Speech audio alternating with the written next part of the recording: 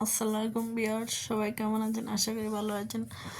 এই তো শুরু করলাম আবার বিকাল থেকে। মেয়ে স্কুল থেকে আসলো, এসে খেলাধুলা করার জন্য বাইরে যেতে বায়না ধরলো। তা ভাবলাম একটু বাসার সামন থেকে নিয়ে ঘুরে আসি। এই তো বের হলাম মাঝি, একটু আপনাদেরকে দেখে নিলাম শহীদ মিনারটা। এটা হচ্ছে উপজেলা। আর এই তো মাঠ, বাচ্চারা এখানে খেলাধুলা করে। আসলে আমার মেয়ের খেলার তেমন একটা সঙ্গী নেই।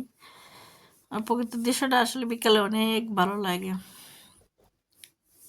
অনেক সুন্দর গ্রামীণ দৃশ্য। আসলে শহর থেকে গ্রামীণ দৃশ্যটা দেখা অনেক ভাগ্যের বিষয়। তো মেয়ে তো খেলাধুলা করতেছে, দৌড়াদৌড়ি করতেছে, ওরও একটু ভালো লাগতেছে, আমারও ভালো লাগতেছে।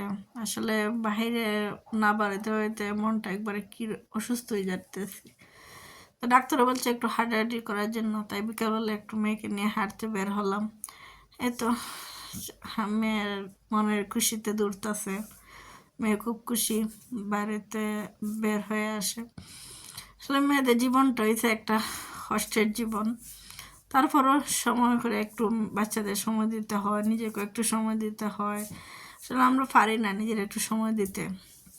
আমরা চার দেয়ালে বন্দি থাকতে থাকতে আমাদের জীবনটা জেলখানা হয়ে যায়। মেয়েদের জীবনটা আসলে খুবই কষ্টের, এটা বলে শেষ করার মতন না। যাই হোক, মেয়েরকে একটু আনন্দ দিতেই আসলাম বাইরে, আর নিজেও একটু হাঁটাহাঁটি করলাম। আসলে আমার ওজন অনেক বেড়ে গেছে, ডাক্তার বলছে প্রচুর হাঁটতাম, তেমন হাঁটতে পারি না। তেমন আসলে ভালো লাগে না, সময় করে উঠতে পারি না হাঁটার জন্য। তো আজকে একটু হাঁটলাম বিকালে, ভালোই লাগছে। আসলে মনটা ভালো লাগে বিকালে হাঁটা চলাফেরা করলে।